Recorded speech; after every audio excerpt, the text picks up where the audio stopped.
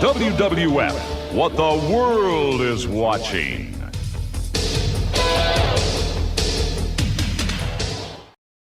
Turn it on and rip the knob off.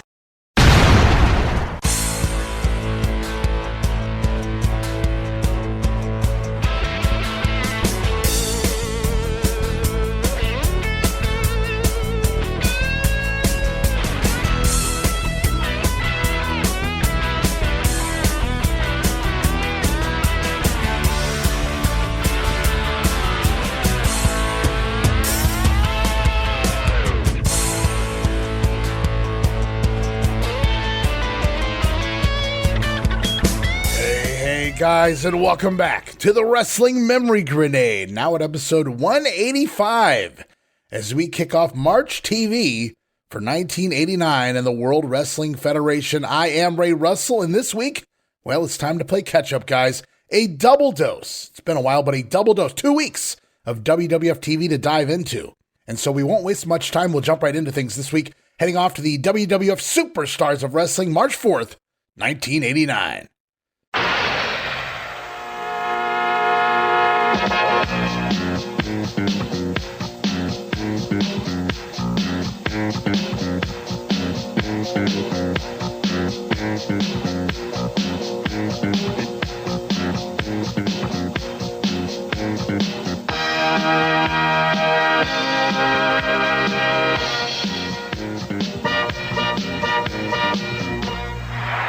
All right, here we go, guys. It is Superstars for March the 4th of 89. Tape back February 15th, Binghamton, New York, Broome County Arena, as Pete O'Donnell, not really sure who he is, but he does welcome us to Superstars this week here in Binghamton. Not even a job title. Pete O'Donnell, what do you do? Maybe the janitor. They had to find somebody to welcome us to Binghamton. Not really sure what that's about, but we do go to Vince McMahon, Jesse the Body Ventura on the call. And as we are now just a month out, well, just under a month out now from WrestleMania 5, we head to the ring to see the reigning tag team champions, Demolition, Axe, and Smash taking on Barry Horowitz and Barry Hardy. Okay, we do get an insert promo here from Mr. Fuji and the Powers of Pain. Fuji running down his former team, Demolition, as the Powers of Pain look to take the titles as part of WrestleMania 5, that handicap match, 3-on-2. Could they get it done? Fuji says so. Bonsai. Then to the ring, Barry Horowitz going to the eyes of Smash to get in some short-lived offense early on, but he's quickly cut off, and the Demos go to town working over Horowitz in their corner. Then it's Barry Hardy's turn to tag in, who was even less successful than the other Barry, Horowitz. I think this is Hardy's WWF debut, by the way. I'm not sure, but it's the first time I recollect seeing him here on the WWE screen.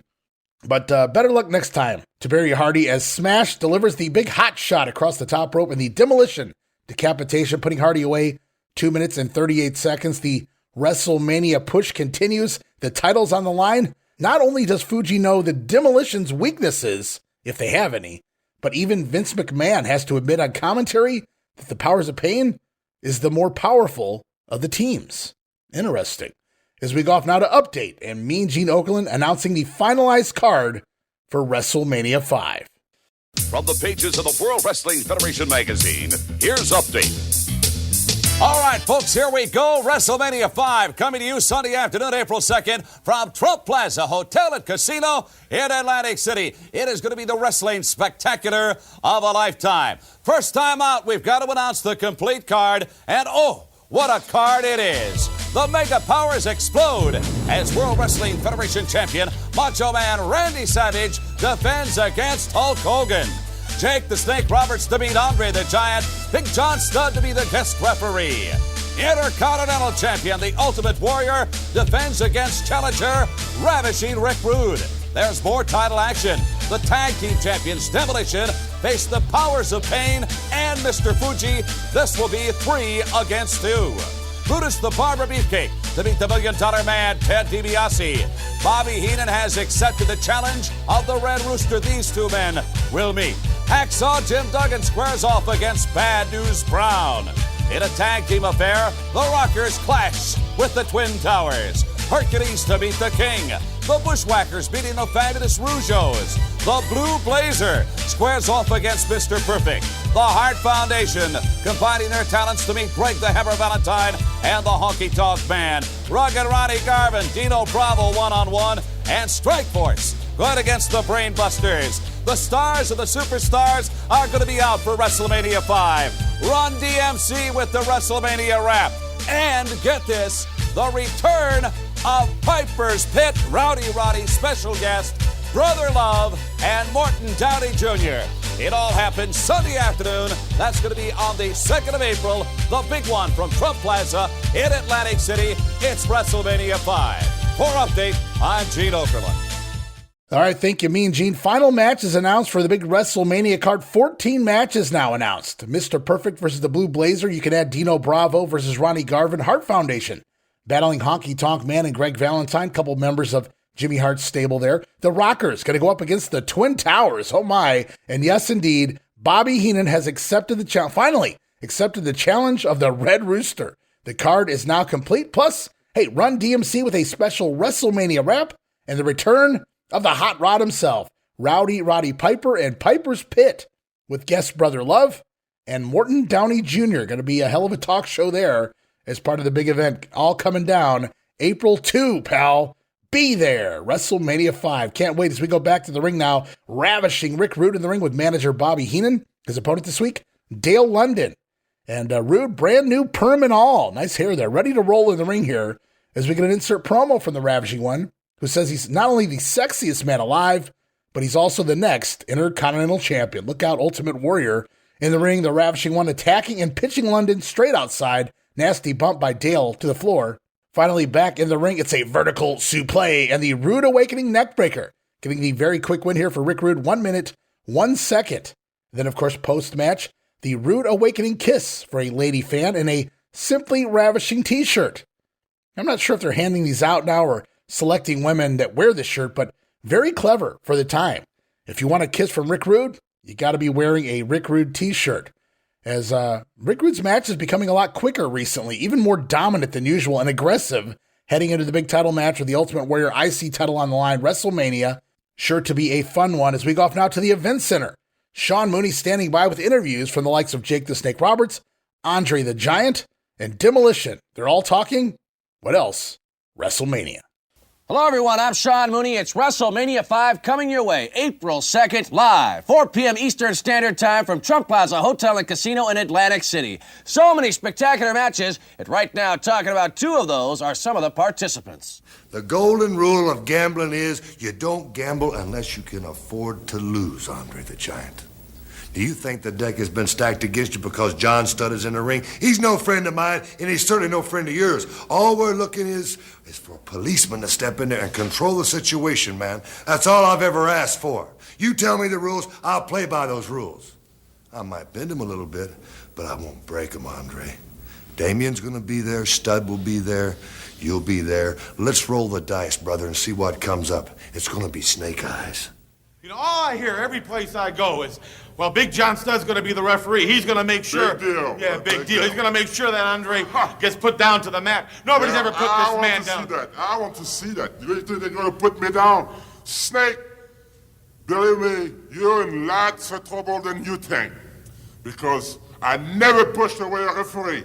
But this time, Jake, you're going too far. Because we don't need that special referee. So that showed me how scared you are, Jake. And now we'll squeeze again and again. Hey, Axe, it's WrestleMania 5. That chubby little man's gonna be in the ring with us in front of millions of crazy, nutty people. And you know something? I love it because we're gonna be crazy. You know what's gonna happen, little rat?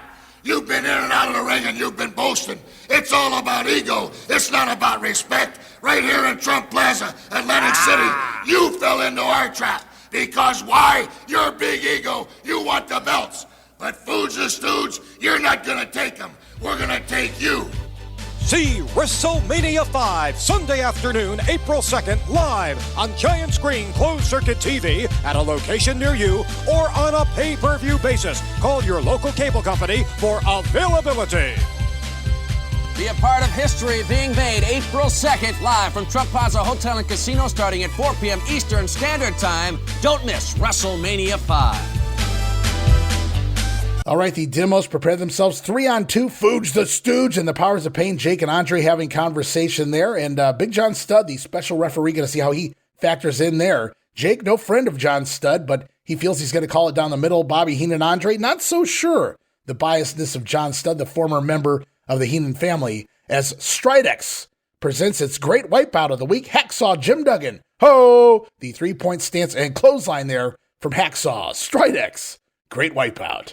Then it's back to the ring for tag team action. The Pink and Black Attack is back together yet again. It is Bret the Hitman Hart, Jim the Anvil Neidhart in here, taking on Anthony Durante, that's Tony Durante, and Gary Wolf heading into WrestleMania 5, the Harts versus Honky Tonk and the Hammer. Their opponents here, well, we see the Pink and Black Attack, but we have the Gold and Black Attack on the other side, matching gear from these two. And you may know Durante and Wolf better from the ECW days as the Pitbulls, number 1 and number 2. We get an insert promo here from Jimmy Hart, Honky, and the Hammer. Jimmy taunting the Hart Foundation. If they want their contracts back, they'll have to beat Honky and the Hammer at WrestleMania. I always wondered when the contract would lapse there between Jimmy Hart and the Hart Foundation. Of course, the Rougeaus were getting a piece of that pie at one point. Not sure if that's still a thing or not, but apparently if the Hart Foundation can defeat the Honky Tonk Man and Greg Valentine at WrestleMania, they will get their contract back from Jimmy Hart. I wish they played into that a little more. Meanwhile, in the ring here, it's the Hart Foundation against the future Pitbulls. Anvil assisting the Hitman and removing those cool wraparound shades. And away we go. The bell sounds. Neidhart tossing Gary Wolf all around the ring. Puts a big forearm through the chest of Durante.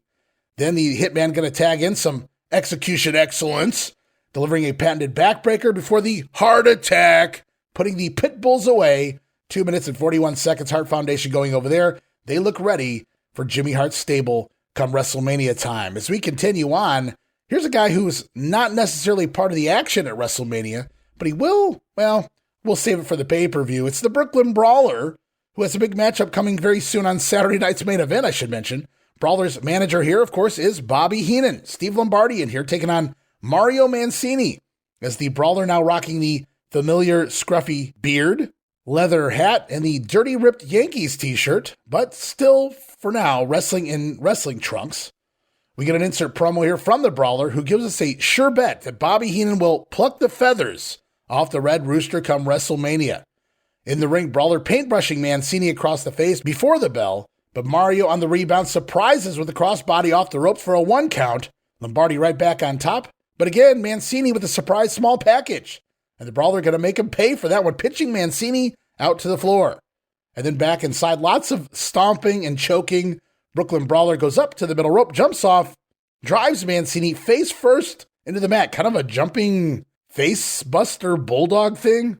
Didn't really buy into it, but it does get the win for the Brooklyn Brawler. 2 minutes flat. Even still, shit finisher. Even if Howard Finkel being advised to announce the name of the finishing hold during the winning announcements, he says, your winner with the sidewalk smash, the Brooklyn Brawler. Now, normally we never mention the type of maneuver used here in the WWF when getting the pinfall, but sidewalk smash was going to be the name of this particular finisher, which was not very good, if I haven't made that clear already. But the Brooklyn Brawler does get another victory on TV here, this time over Mario Mancini. And you have to believe the entire point of this character initially was to give Steve Lombardi some form of a push and work Red Rooster, perhaps at WrestleMania. But clearly they quickly realized the money was in the brain. Bobby Heenan versus the Rooster at WrestleMania. And so we will see the Brooklyn Brawler battle Terry Taylor, the Red Rooster, as part of the upcoming Saturday night's main event right here next week on WWF TV programming. But we can't talk a whole lot about WrestleMania 5 without mentioning the main event. Of course, we know the Mega Powers will explode. WWF Champion Randy Savage battling the former champ Hulk Hogan. And for the last several weeks, we've been listening to both sides of the story. Well, that story continues on this week. Here's more from the Macho Man and his side of the Mega Powers saga. Oh, yeah, Hulk Hogan, I remember way back when the Mega Powers were bonded. Yeah, you made a lot of promises to the Macho Man, didn't you? Promises that you didn't keep. I remember one specific one, yeah. You promised that Elizabeth would never be in a dangerous position. You broke that promise, didn't you, Hulk Hogan? And who had to come in and make that critical save? The Macho Man, Randy Savage, covering for Hogan again. Hulk Hogan, I only come down to your matches when it's absolutely necessary. When you're down and out. That's the kind of rules I play by. But you play by different rules, yeah. You gotta get in your grandstanding and your hot dogging, don't you? Yeah. I remember a time when I wrestled the King, too. And in fact, I had boss men on the outside of the ring, just like you. The only difference was I was doing real good, yeah. I was styling out there like a champion, yeah. But guess who shows up for no reason at all to get his grandstanding and hot dogging in? You, man. You, Hulk Hogan, yeah. You just couldn't stand to sit back with your feet up and watch the champion in action. Well, look at this, prima donna. Hulk Hogan, not only are you a hot dog, a grandstander, a showboat, and a prima donna, but you're a liar, too. In fact, I remember a time where we stood in front of the man that does nothing but lie, Brother Love, and you told some of the biggest lies that I've ever heard of in my whole life. I love him like a brother. It's a lie, Hulk Hogan, and that's enough to get me hot. But what you said to Elizabeth is enough to get me to the boiling point, yeah! I love Elizabeth. Hulk Hogan, you say you love Elizabeth? Well, I got news for you, man. Yeah, I got news for you. Elizabeth is gonna be in the corner of the Macho Man Randy Savage at WrestleMania 5. Yeah, and let me tell you something. You say you love me like a brother. Well, listen to this, Hulk Hogan. I hate you. I hate your guts, and that's what's gonna be left all over the mat after WrestleMania 5. Well, the vignettes continue my side of the story. Macho Man says lies, all lies.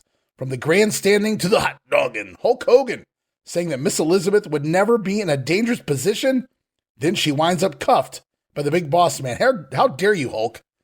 Hogan always coming ringside during Macho's matches to steal the spotlight. Savage only coming out when it was absolutely necessary to aid Hulk Hogan. And we all heard the sound bites right here. Hulk Hogan professing his love for Miss Elizabeth. Disgusting, huh? Macho Man hating the Hulkster's guts, which will be all over the mat come WrestleMania 5. Another awesome promo from the Macho Man Randy Savage. Are going to splatter Hogan's guts all over the mat.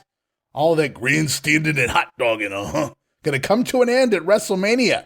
So says the WWF champion Randy Savage. I can't wait. But right now we go back to the ring. Well, I could have waited for this. Brutus the Barber Beefcake stepping in the ring to take on Chris Duffy as we get an insert promo here from the Barber talking his matchup with the $1 Million Man as part of WrestleMania, planning to do a little strutting and apparently some cutting of Ted DiBiase's hair in Trump Plaza. Now in the ring, Chris Duffy ducking a clothesline early on, and he's going to celebrate. What a maneuver. Brudi, though, makes him pay for it with a big high knee into a cocky Duffy's back, sending Chris through the ropes to the outside onto the floor. Once back inside, it's straight into the sleeper hold. Brutus Beefcake getting the win in 2 minutes and 14 seconds. Wow, whole lot of nothing. If you ever wanted to see a match go 2 minutes without doing barely anything, just watch the Barber. He does get the win, though, so we get a little post-match haircutting on Chris Duffy, and the Barber spray painting a $sign on his back. Little message to the $1 Million Man there, no doubt about it. And even though there's a ton of matches announced for WrestleMania with no story, no real build behind them, they're at least trying to make up for it with these insert promos and the little things like the $sign being spray painted on Duffy here, adding little pieces where they can along the way. So I give them a little A for effort there.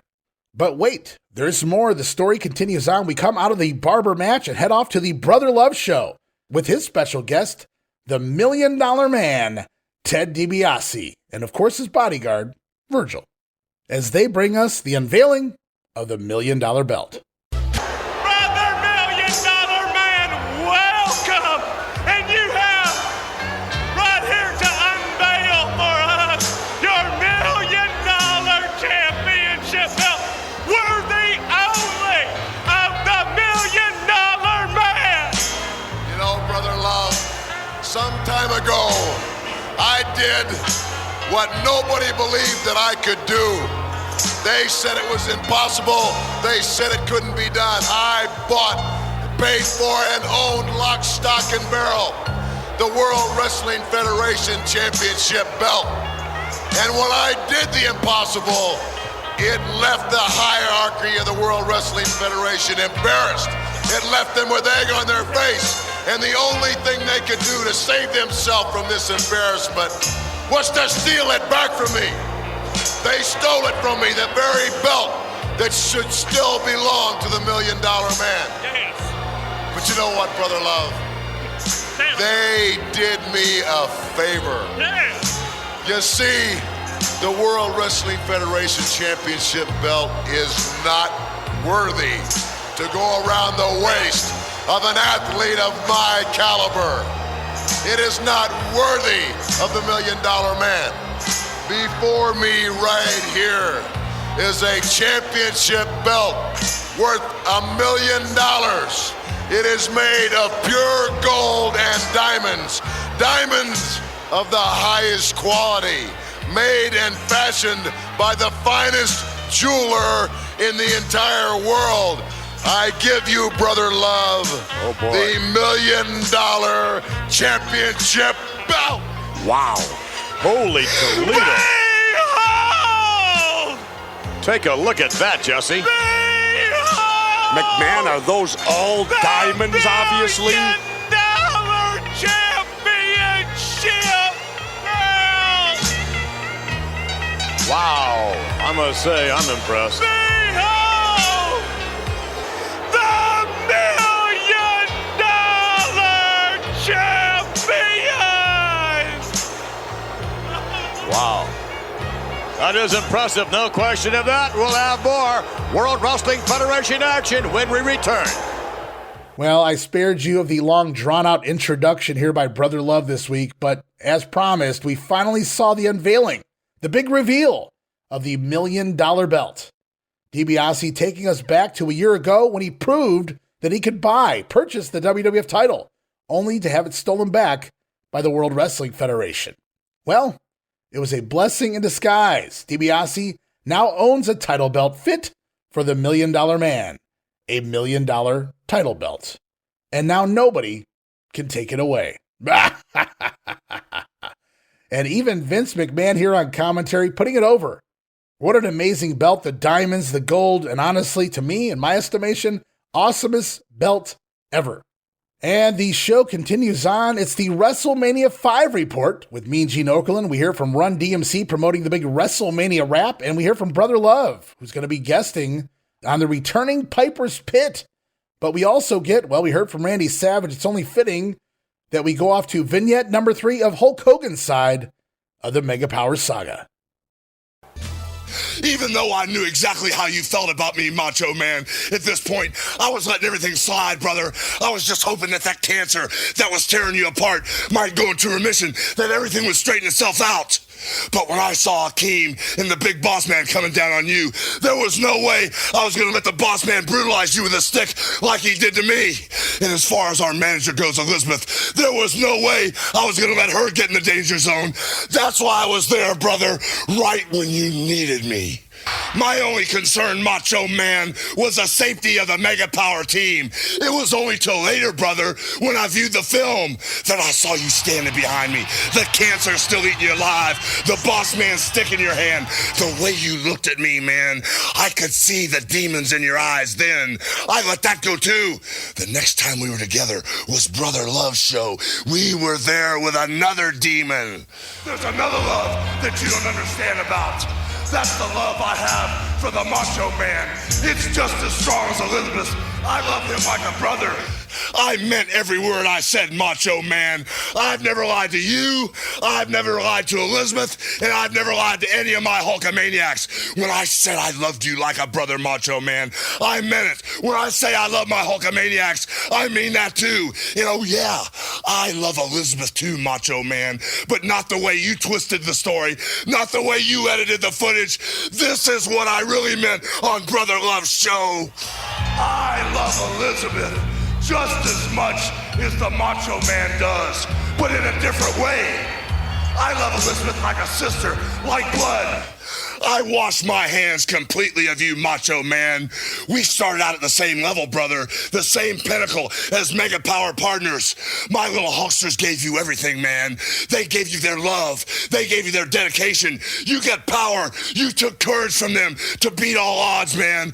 We based our love on the 3 commandments of the training, the prayers, and the vitamins. But you threw it all away, man.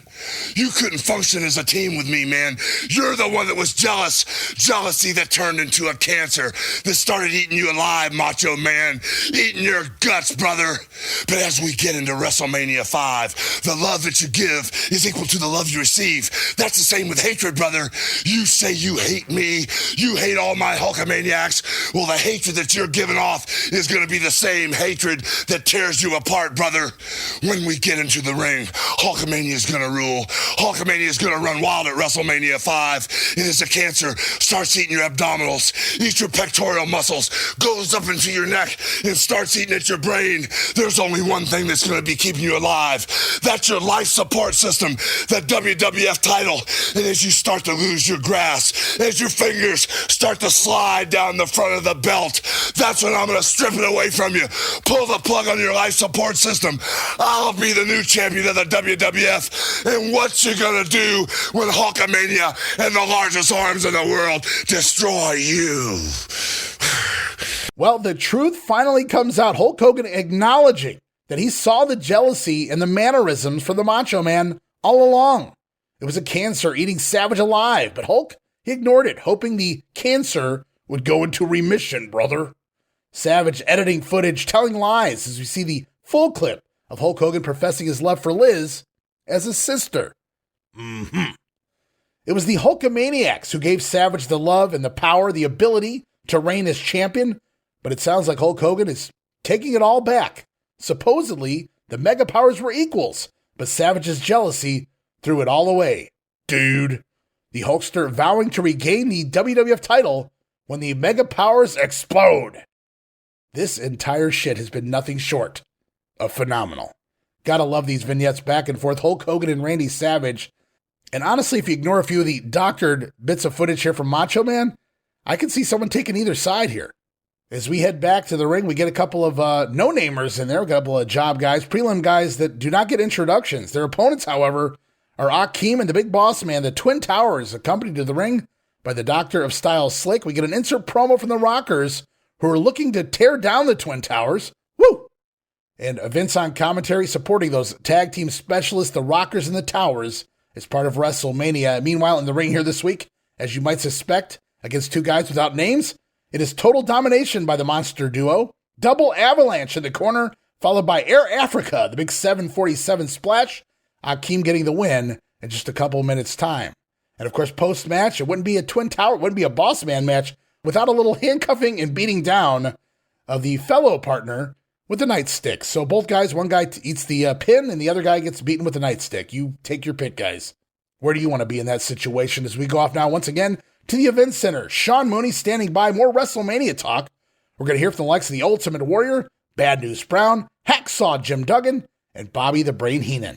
Welcome back. You have now heard the entire lineup of action coming your way, all part of WrestleMania 5, happening April 2nd, starting at 4 p.m. Eastern Standard Time from Trump Plaza Hotel and Casino in Atlantic City. Right now, standing by are some of the participants in this spectacular event, starting out with the Ultimate Warrior. 80 now challenges the Ultimate Warrior, turns them down.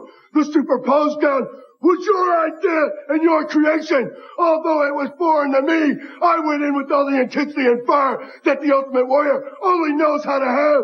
But you, Rick Rude, now you will step into the cold, dark world of the Ultimate Warrior, and all you will feel is pain. 4 weeks, Hacksaw dummy.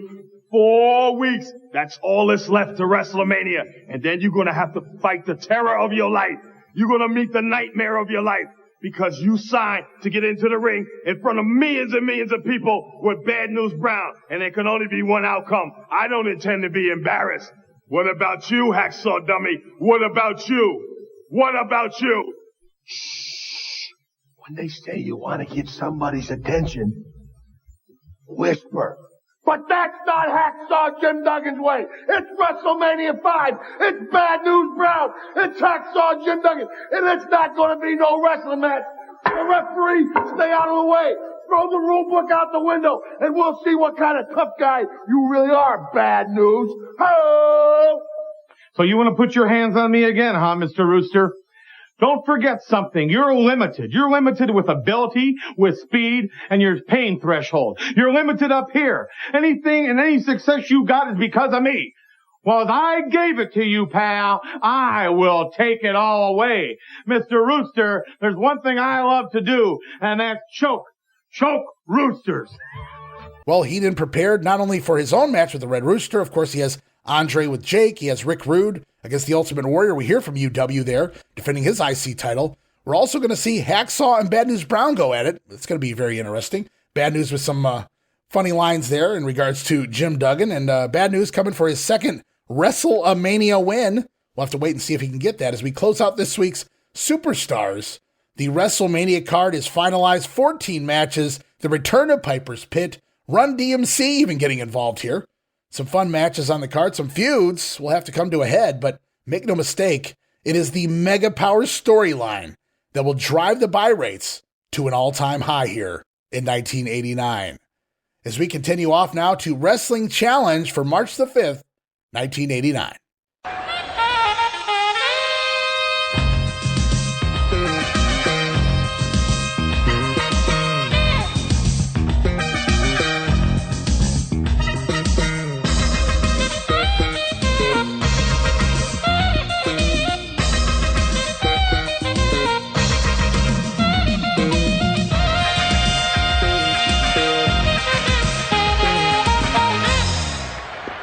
All right, here we go. It's Challenge for March the 5th. Tape back February 16th, Hershey, Pennsylvania, Hershey Park Arena. Bobby Heenan, Gorilla Monsoon on commentary. Into the ring, tag team action with those tag team specialists, the Rockers, taking on Barry Horowitz and Gino Carabello. Rockers with some quick timing and double backbreaker on Barry Horowitz early on. Barry going to try for an Irish whip on Shawn Michaels, but Jannetty leaping across the top turnbuckle to protect his partner. Shawn hits the corner. He bounces into Marty. So the Rockers will remain in control here. Gino Carabello going to tag in, grabbing a hammerlock on Marty, but Jannetty backflipping over the top of Carabello, and the Rockers with a double Russian leg sweep on Gino, and then a double punch, sending Barry Horowitz off the apron. Now on commentary, Bobby Heenan talking trash as the Rockers have been feuding with his brainbusters on the house show circuit. But now they have the Twin Towers to contend with at WrestleMania. The Towers have the size advantage, but remember, Bob, the Rockers are, in fact, tag team specialists. Woo! Meanwhile, the action continues on. The fast tags, great teamwork until Marty Jannetty shooting Carabello off. But as Gino rebounds, it's Michaels off the top, high cross body. Great double teamwork there. Rockers getting the win, 3 minutes and 51 seconds. And I got to tell you, if you want to see how you do a 4-minute squash, go back and watch this Rockers match. Tremendous stuff from beginning to end. Great tag teamwork. As always, Shawn Michaels, Marty Jannetty coming for the big boys, the Twin Towers, as part of WrestleMania. We go off from here to Special Report with Lord Alfred Hayes, again, the WrestleMania 5 rundown. As we take a commercial break, why, Samantha Fox, who was supposed to be at WrestleMania 3, she has her own 900 number. That's interesting. There are a lot of different ways you can go there with Samantha Fox and a 900 line. Way back here in 89, as we go back to the ring, Mr. Perfect, Kurt Hennig. Oh, we got to drop the Kurt. He's just Mr. Perfect now, taking on David Studemeyer. As it does appear, the Kurt Hennig name has been removed in his ring intros, but we get an insert promo from his WrestleMania 5 opponent here, the Blue Blazer, who tells Hennig he will have to change his perfect name after they meet at the big event. Blue Blazer, big words from Owen Hart. They're looking to end the streak of one Kurt Hennig, as the cocky Mr. P taking down Studemeyer in the ring, walking over his back, adding insult to injury there on that poor young man. Perfect gets too cocky, though, and turns into a clothesline from Studemeyer. From there, though, Studemeyer running into a perfect knee in the corner. Nasty knee lift here from Kurt Hennig follows, followed by a nasty missile drop kick. Oh, my gosh, right in the face. Taking Studemeyer down there with that missile drop kick from the top rope. And he calls it, maybe for the first time, now you're going to see a perfect plex. And there we do see a perfect plex, and it's going to get the win here. Kurt Hennig going over 2 minutes, 25 seconds. Good stuff there from Kurt Hennig, who is still in his trunks For the time being, that attire will change very soon. Stay tuned. As we continue on, more action handicap match. 2-on-1 here. Big John Studd battling both Chris Duffy and Mitch Carey. As we get an insert promo from Big John vowing to call it down the middle in the upcoming Jake and Andre match at WrestleMania, promising that he can't be pushed around. In the ring, both men looking to attack Studd here before he can get in the ring. Not even allowing him over the top rope, but Studd slingshotting them both over the top to the outside floor. Then back in the ring, John Studd with a fucking Oklahoma roll. Holy shit, I had to pop for this. Big John Studd Oklahoma roll, trying to keep his job here. Delivering the move on Mitch Carey. Chris Duffy going to break it up, though. And I appreciate the effort, John, but you're a freaking giant. You should not be doing an Oklahoma roll. Still fun to see here. John Studd in 89, Oklahoma roll. My goodness, the job guys try a double team from there. Emphasis on the word try. Studd with a double clothesline takes both men over the top rope, back down to the floor on the outside there. Duffy the first to climb up, but gets launched back off the apron. And then a double underhook suplex, taking Duffy down as well. Carey going to try to make the save, but he too gets backdropped over the top rope to the floor. And then Studd turning around, delivering a bear hug, locking on the bear hug on Chris Duffy, going to give Studd the win. 2 minutes and 35 seconds. Big John Studd defeating both foes here this week very handily. And as the 4-minute rocker match felt like 2 minutes, the 2-minute Studd match felt like 4 minutes. I'm sorry, John. Even with the Oklahoma roll, the match just felt so slow and plodding. The spots were there, but they were done at such a slow pace, and at times he looked lost in there, like he was green, brand new to the business. I just don't get it. But it's just bad. I mean, there's one thing to have less mobility. Clearly, John Studd has that situation going for him, but just between his promos and even his in-ring work, it's almost as if at times he doesn't know what he's doing, which is just odd considering how long he's been in the business. But the action doesn't stop there. We continue on. Tag team action with Honky Tonk Man and Greg the Hammer Valentine with manager Jimmy Hart in their corner, taking on Mario Mancini and an unnamed partner here. We get an insert promo from the Hart Foundation gunning for their former stablemates as part of the big pay-per-view. In the ring, Greg Valentine hammering his foes, Lazy Man, double underhook suplex. Of course, Valentine does everything in the Lazy Man version here by the late 80s, delivering the move without actually taking the bump. Then it's Honky Tonk in next, talking about lazy, and it's the shake, rattle, and roll, wasting no time. Honky going straight to the finish on Mancini, giving the heels the win 1 minute and 51 seconds. And I'm not even sure you could call this a match. Very little wrestling here. Lots of stalling to begin, a couple moves from the Hammer. Honky comes right in and hits the finisher. And as I watched this entrance and really little heat here from the fans, I have to note, just, wow, is Honky falling off a cliff? Once the greatest intercontinental champion of all time, hell of a heat getter. And now, this. I don't know what went wrong. At this point on Wrestling Challenge, we're going to replay Randy Savage's My Side of the Story, vignette number 3. We saw it on Superstars. We do get some commentary here afterwards from Heenan and Gorilla Monsoon. Fun line from Bobby after the segment. Gorilla correcting Savage that Hulk Hogan said he loved Elizabeth like a sister. Not like a, well, you know. So he loved her like a sister. Bobby Heenan's reply, yeah, a stepsister. Uh-huh. What are you implying there, Bob? Kind of fun stuff as we take another commercial break. It's New Edition, who have their brand new 900 line as well. Everybody's getting a 900 number here. In the late 80s, 'twas the times. Even Freddy Krueger had one. I remember that. Samantha Fox, New Edition. Who's next? As we go back to the ring for the mighty Hercules, taking on Iron Mike Sharp. We get an insert promo here from King Haku, who says Hercules won't survive their match at WrestleMania. He will bow and kneel like all the rest. In the ring, Big Mike Sharp trying to jump Hercules from behind, but the Mighty One sitting down his chain, and as Mike Sharp rushes, Hercules ready, sidestepping, Sharp crashing into the corner, Hercules unloading and delivering a big clothesline, taking Iron Mike down. Hercules, though, going to run into an iron knee in the corner, and Sharp locking in a bear hug on the Mighty One. Hercules, though, breaking free, laying in the big jabs, big knee lift, Wrestling 2 style. Nasty clothesline here from Hercules and picking up the 300-pound Mike Sharp into that torture rack backbreaker. Very impressive with ease.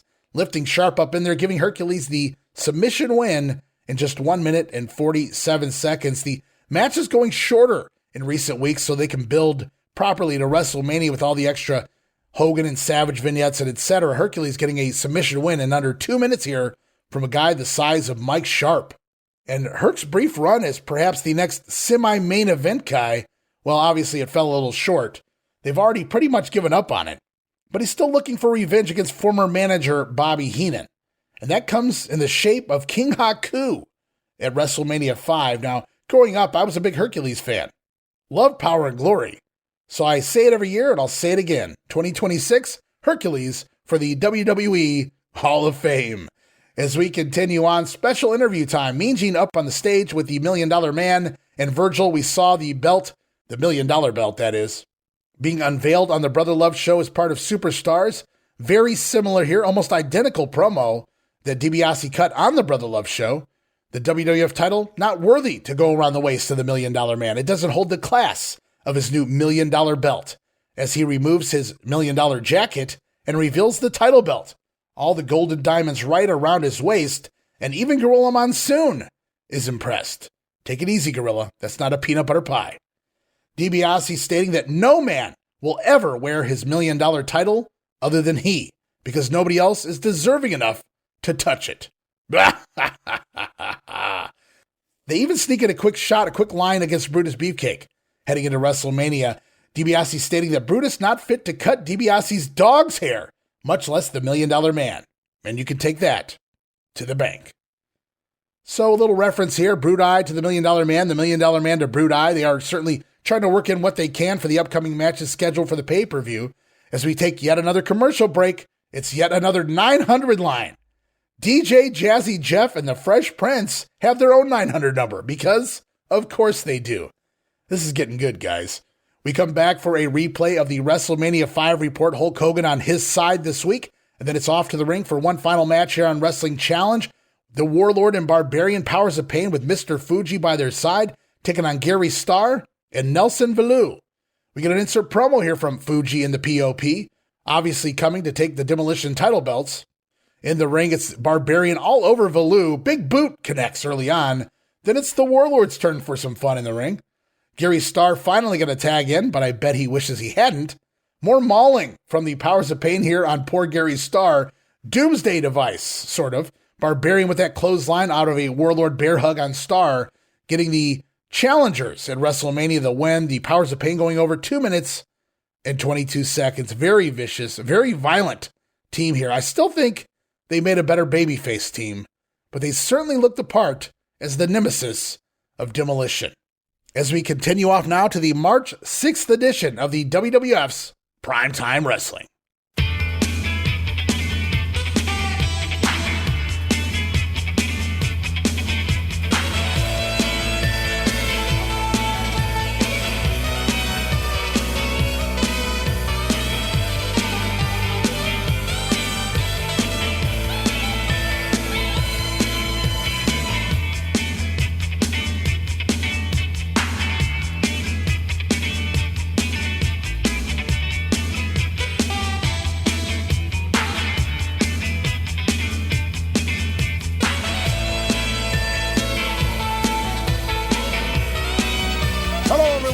Welcome to Primetime Wrestling. I'm Gorilla Monsoon along with Bobby the Brain Heenan, and we've got a blockbuster for you here this week. Read with me.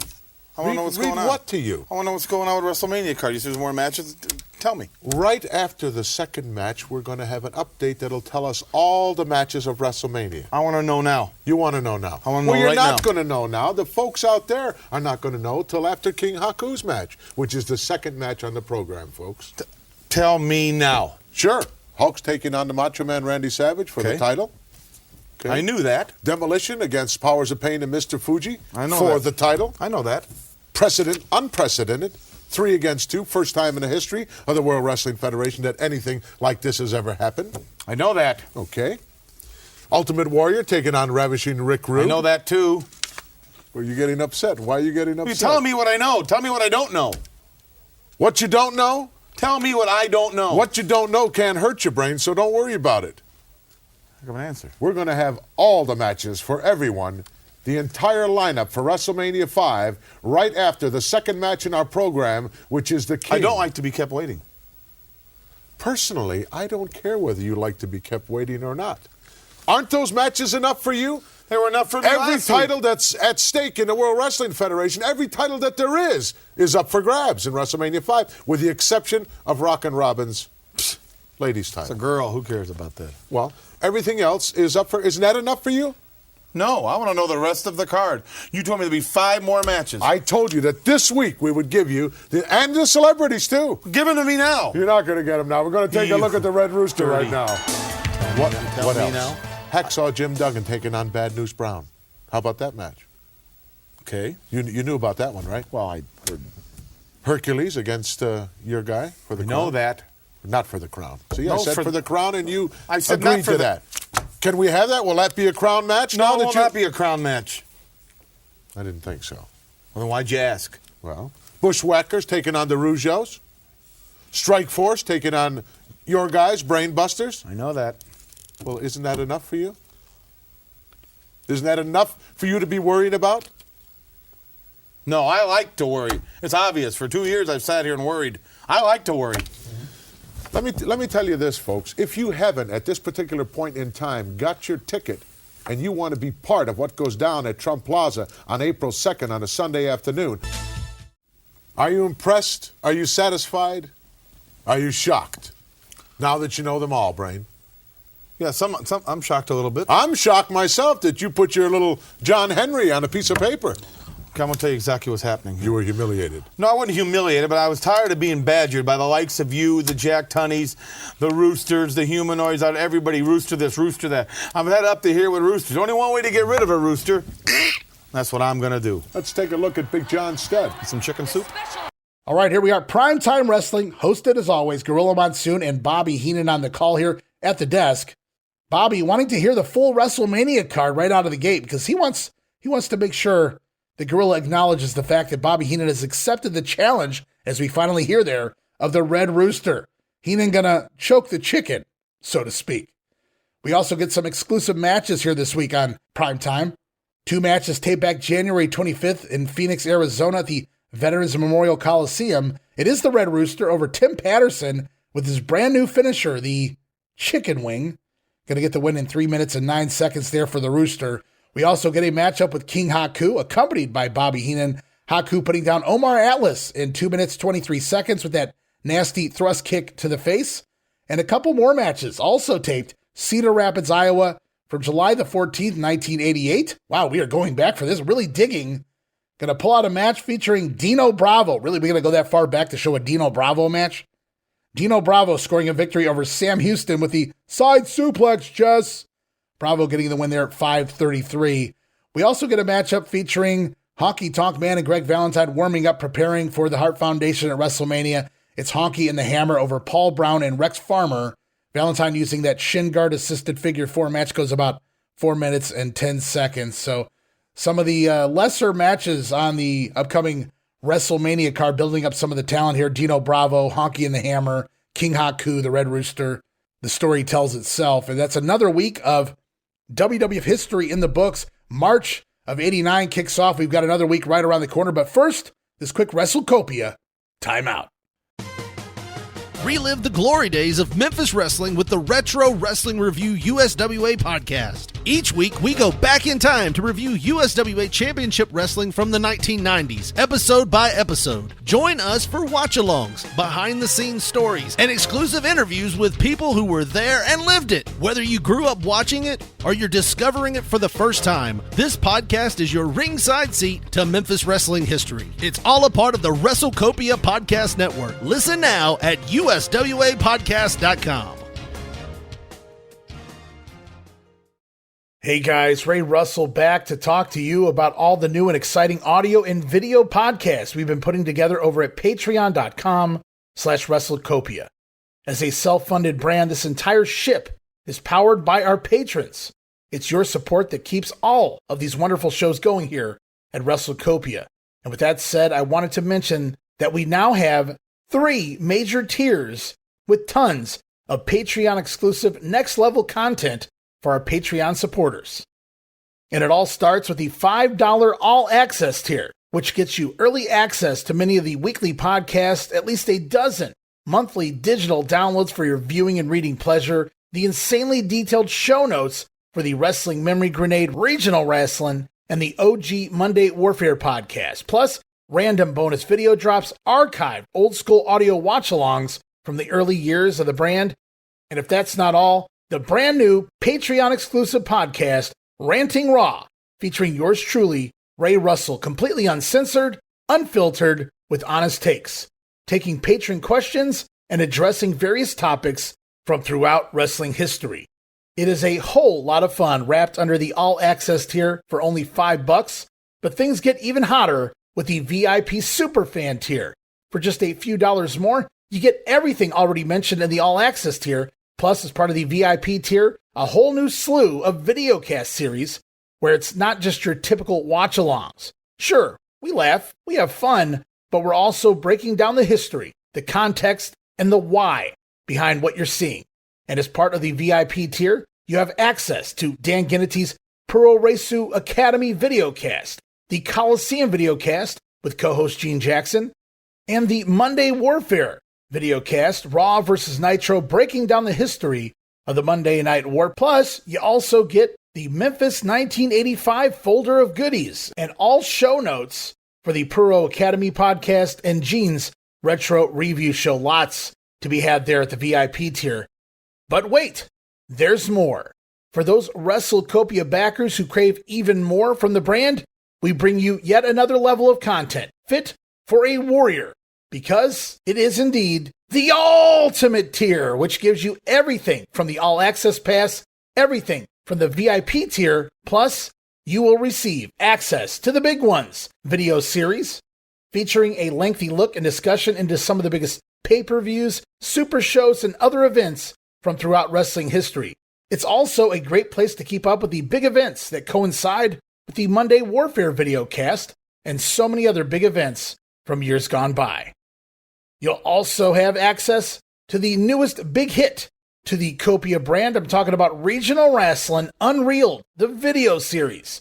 Get ready for the next level in regional wrestling as we dissect territory history in video form. Watch along with us.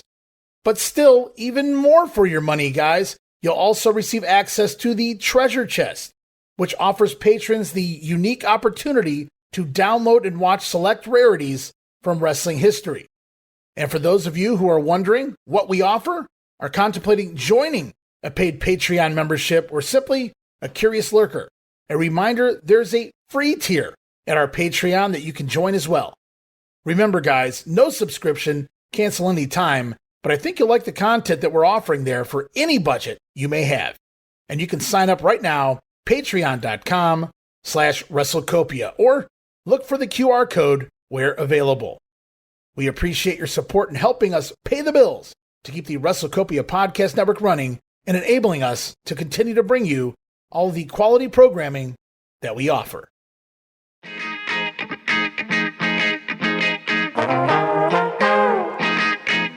Hey, it's Bob Smith, and guess what? The Outdated Wrestling Hour is now part of the WrestleCopia Podcast Network. But hey, no fear, you're still going to hear the unique guests, comedy, music, authors, journalists, funny people. Who knows who's going to end up on the Outdated Wrestling Hour? Remember, it's all new and all old. So check it out in the WrestleCopia Podcast Network and wherever you get your podcasts. Listen if you know what's good for you. All right, guys, welcome back to the Grenade program. I encourage everybody to go out there, listen to Dave Dynasty and Wrestling Nostalgia, Bob Smith, the Outdated Wrestling Hour. Of course, the boys over at the Other Ship, they've been doing a great Wrestling Rushmore by the decade recently over there on that program. Great job. They also recently rebooked the sellout of the UWF territory over to Crockett, what they would have done with it. Very insightful. Want to go check all of that out. And, of course, Gene Jackson doing that USWA 1991 review right now. Going through the entire year into the summer of 1991 right now over there at the Retro Wrestling Review with Gene Jackson and crew. Go check all of that out and so much more, guys. We've got tons of crazy regional wrestling projects coming up for you. Florida 1980, the entire St. Louis story, going back to the 1890s and working our way forward. The Georgia War of the early and mid 1970s. Going to break that down at length. Hope to have Vandal Drummond back on soon to conclude the story.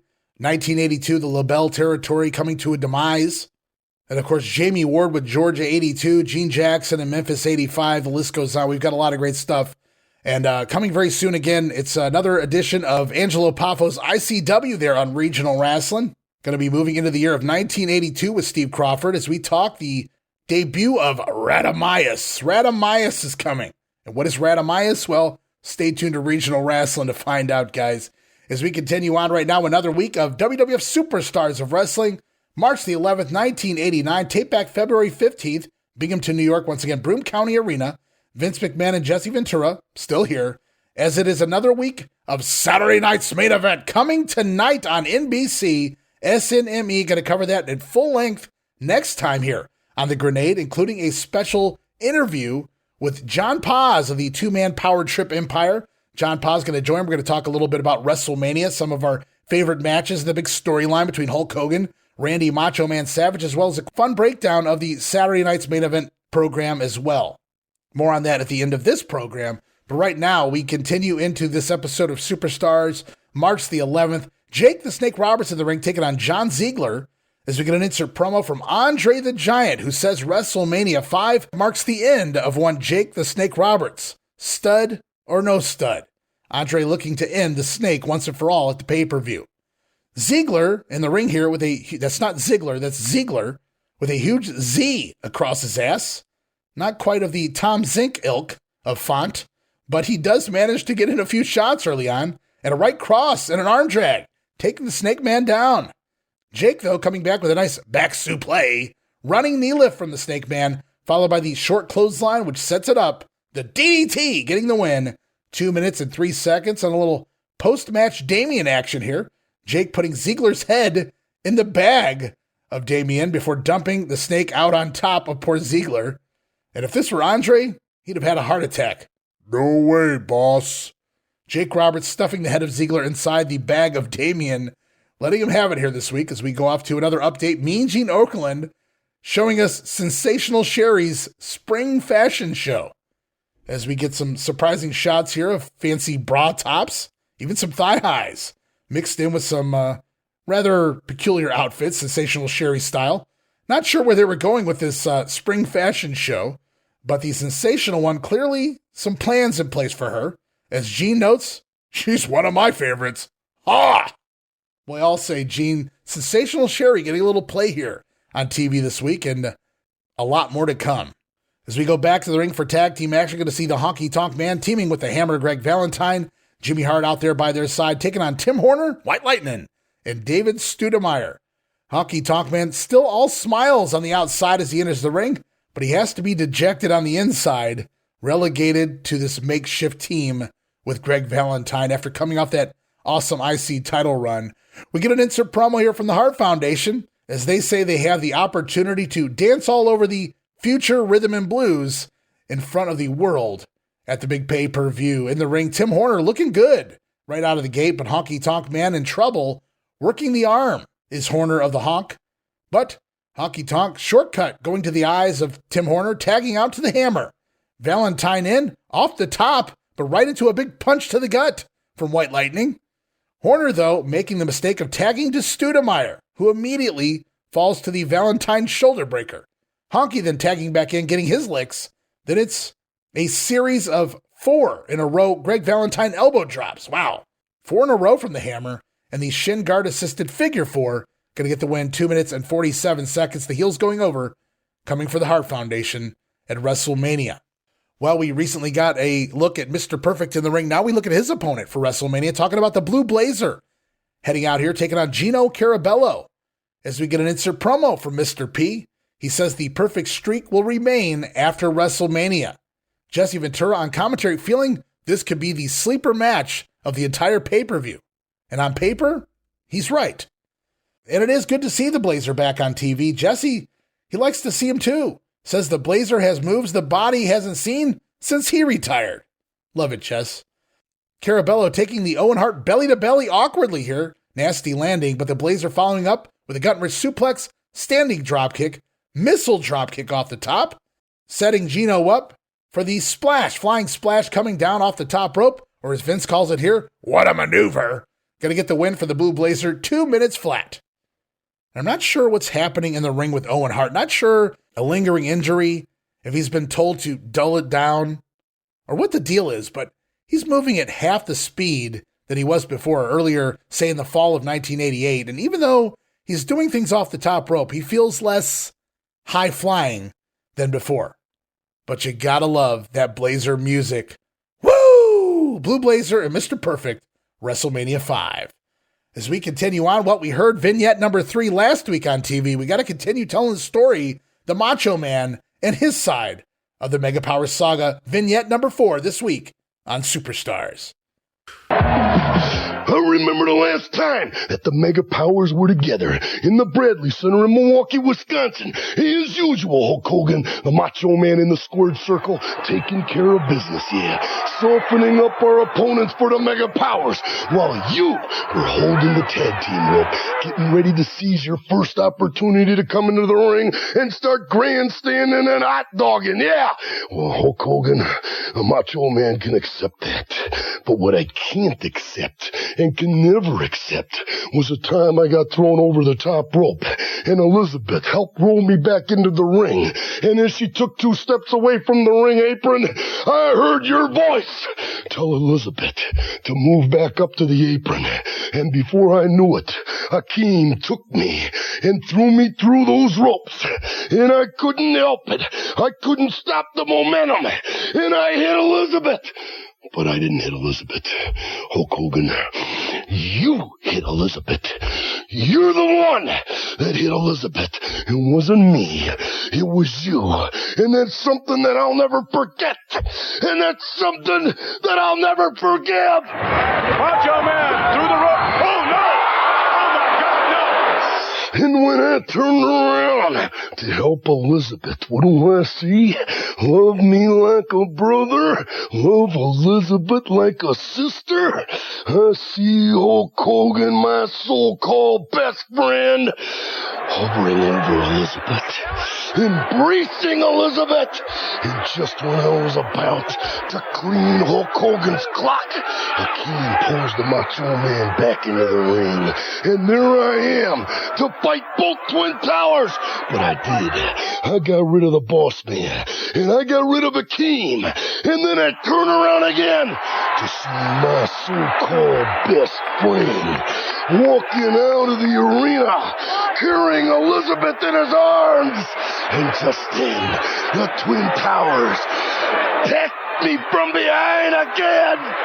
After I saw the footage of you, Hulk Hogan, with your crocodile tears running down your face as you were pretending to care for my manager, Elizabeth, all the while knowing that I was fighting for my life all by myself in that ring. I've heard of hiding behind a woman's skirt before, Hulk Hogan, but let me tell you something.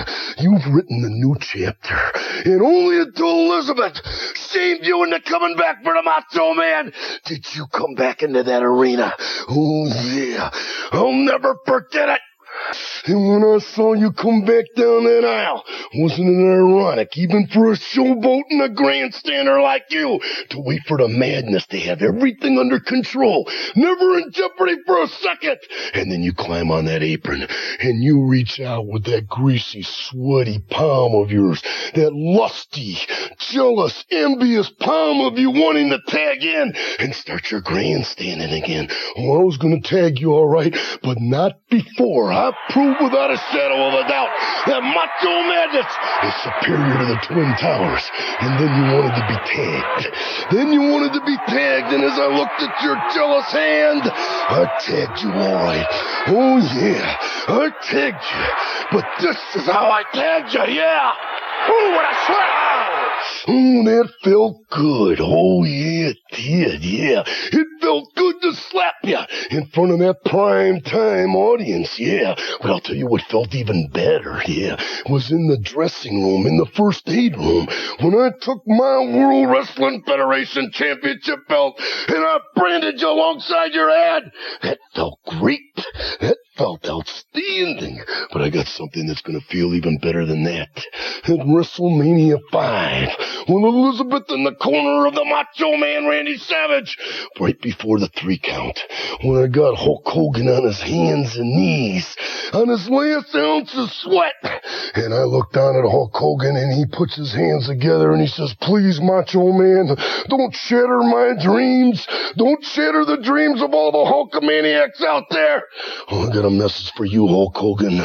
All your dreams and all the dreams of your itsy-bitsy Hulkamaniacs are gonna turn into a nightmare. Randy Savage recalls the last time the Mega Powers teamed. It was the main event against the Twin Towers. Savage softening up their opponents while Hulk Hogan stood there holding the tag rope, waiting for the opportunity to come in and do the cleanup, brother.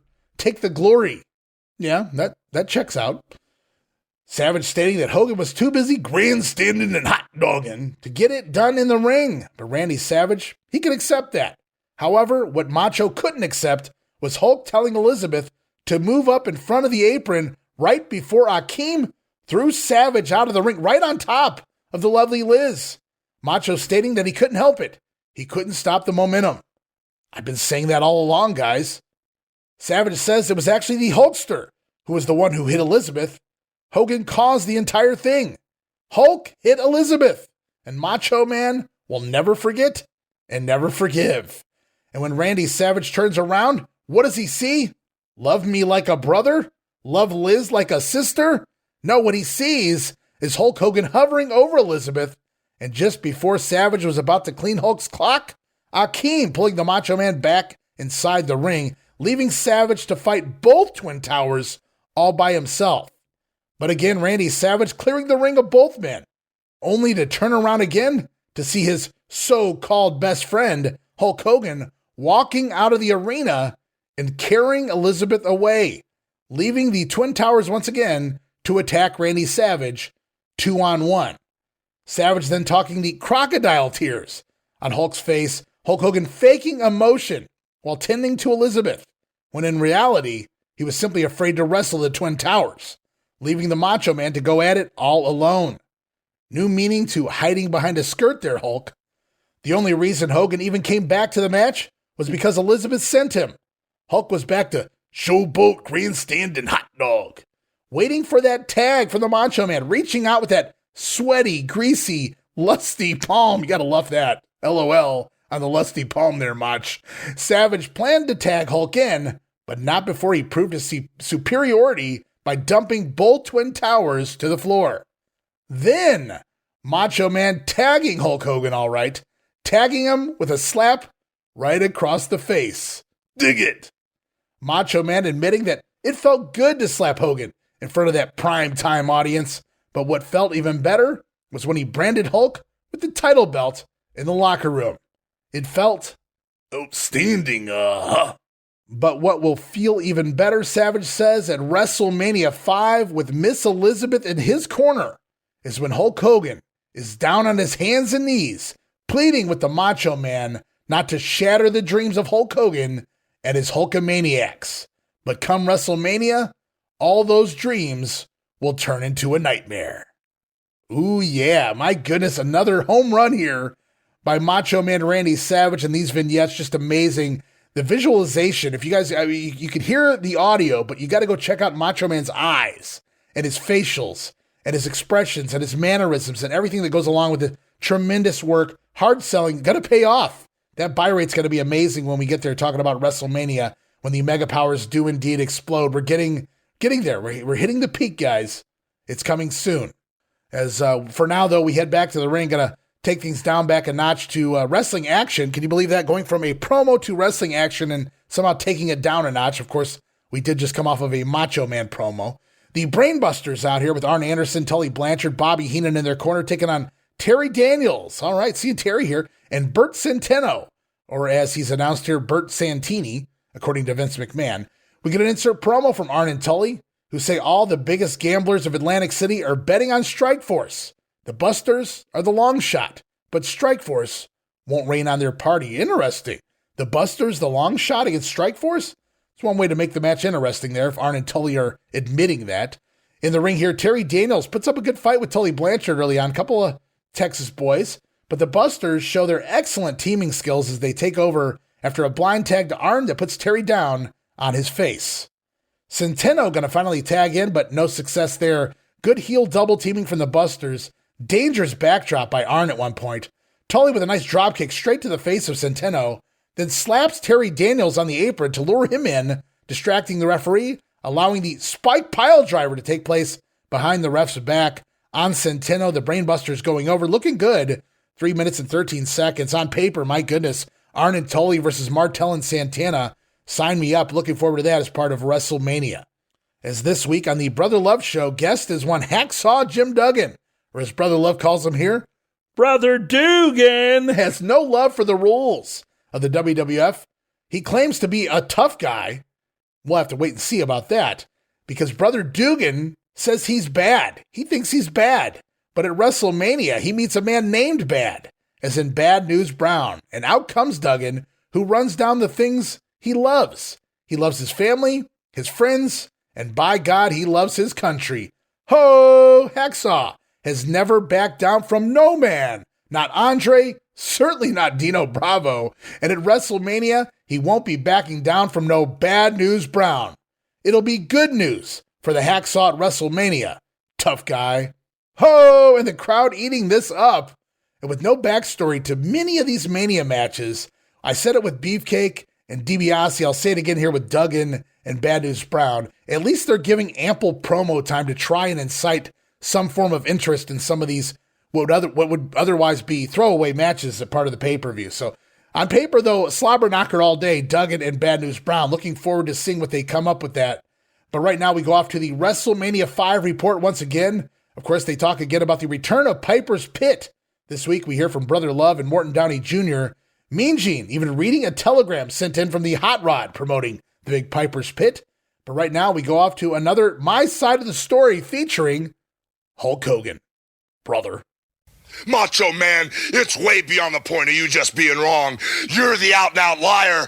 Oh, yeah, I came through you over the top rope, but Elizabeth was doing her job. She helped you back into the ring. She never stepped back. I never told her to get back up to the apron. She was so into helping the team. She was like part of the match, brother. She was glued to the action. The footage will bear me out. Macho Man, even though you tried to lay the blame on me for Elizabeth getting knocked out, everybody knows that you physically did it. But I knew it was an accident, brother. I knew you'd never do anything to hurt her. But as I went to your aid, man, you and Elizabeth at the same time, I knew inside that cancer was eating you alive. I knew inside that you hated my guts, but still I was scared to death. I was worried about both of you, man. And then when you started to roll away, I knew you were all right, man. I gave my undivided attention to Elizabeth. I didn't know where to turn. I didn't know who to look to for help, man. Then I turned back to the ring. I saw the mega power partner Macho Man running wild. Only when I knew you were safe, only when I knew you were taking care of business, I turned back to Liz. I picked her up in my arms, brother. I headed to the back of the arena. I was looking for help, Macho Man. That's the way it really went down. Macho Man, you say I was shamed by Elizabeth to come back to the ring. All I was doing was living by the standards that you and I set. I made a promise to you that I would never leave Elizabeth's side as long as she was in danger. And when she said, go help Randy, go help him out, I ran back to your side, Macho Man. I couldn't wait to get back to the ring, Macho Man. I couldn't wait to get back by your side, brother. Just looking at the gleam in Elizabeth's eye made me think that there was that much of a chance that the Mega Powers would still live forever. When I got back to the ring, brother, you were taking care of business. You looked like the old partner that I always had, man. But then when I said, please let me help you, Macho Man, please tag me in, brother, the slap that you delivered across my face was like the slap that was heard around the world. And when I turned to the floor for an explanation, the Twin Towers dragged me in the ring, brother. And as they were pounding me, beating me, you watched with a gleam in your eye, man. The hatred, the cancer could be seen within your eyes, brother. But then I sidestepped them, got back on my feet. And when I begged you for an explanation, when I begged you, man, please come and help me, they squashed me from behind, brother. And as I fell to my back, I saw the final gleam, brother. The final gleam that you'd finally done the deed, that you'd left me there all alone to be crucified.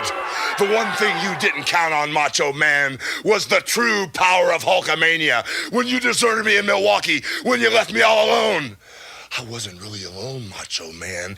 It was me and millions of my Hulkamaniacs fighting the Twin Towers, brother. Even though you deserted me, the Hulkster's never alone, man.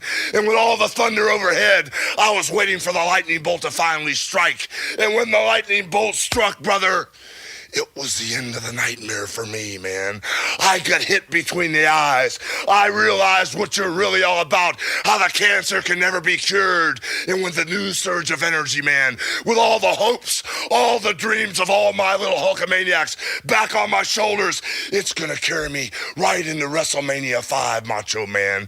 When I step into the ring in WrestleMania 5, you're gonna realize that Hulkamania can never die. You're gonna realize that the Hulkster rules, brother, and all the dreams of being the champion again, all the dreams of all my little Hulksters being back on top is going to turn not into a nightmare, but into a stark, living reality, Macho Man. And what you going to do when the largest arms in the world in Hulkamania destroy you? Well, the Hulkster explaining his case here, Miss Elizabeth was invested in the match, and that alone is why she stepped up closer to the apron. She was part of the team, part of the match, dude. Hulk Hogan never told Liz to come to the apron. Of course, footage interspliced again here to show Hogan's side of the story. The Hulkster knows that Randy Savage didn't do it on purpose, but he knew Savage had jealousy eating him alive. You didn't land on her on purpose. Of course he didn't, Hulk. He was thrown out there. She was in the way. Any fool can see that. Not sure what that has to do with the spot, but okay, Hogan stating that Savage's jealousy eating him alive. What that had to do with him landing on Elizabeth, I'll never know. But Hulk Hogan claiming that he was worried about both Randy Savage and Elizabeth after the bad spill to the floor, but once he saw that Macho Man would be okay, Hulk turned his attention to the lovely Liz. And as he saw that the Macho Man was running wild, brother, in the ring with the Twin Towers, Hulk knew it was a safe time to carry Miss Liz to safety, dude. How kind. And the very moment Elizabeth awoke and confirmed to the Hulk that she was okay, she told him to help Randy, Hogan returned to ringside, man. Hogan, though, couldn't wait to get back in the ring so that Mega Powers could live forever, only through the Hulkster, brother. But when he returned to ringside and pleaded for the tag, pleaded to help the Macho Man, he got the slap across the face. And as Hogan looked for an answer, begged for an explanation as to why, man, the Towers attacked and took down the Hulkster, as Randy Savage only watched on from ringside, leaving Hulk Hogan high and dry to go at it alone. But the one thing Savage did not count on was the true power of Hulkamania, dude. Hulk Hogan was not alone. Hulkamania carried him in to WrestleMania. He was hit with a lightning bolt right between the eyes. Reality sunk in, brother.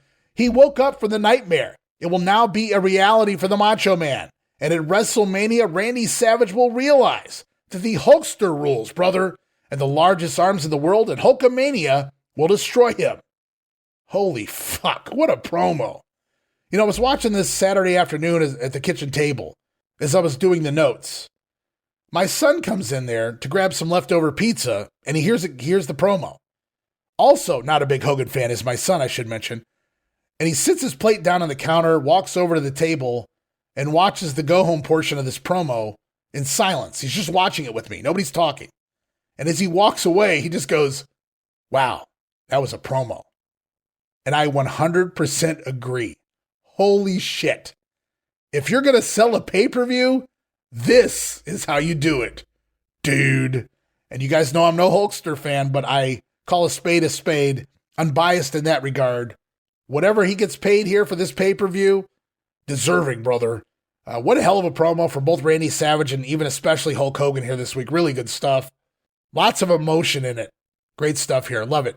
As we continue on back to the ring, Luke and Butch. Wow, really, we come out of this awesome Hulk Hogan promo and go into a Bushwhacker match?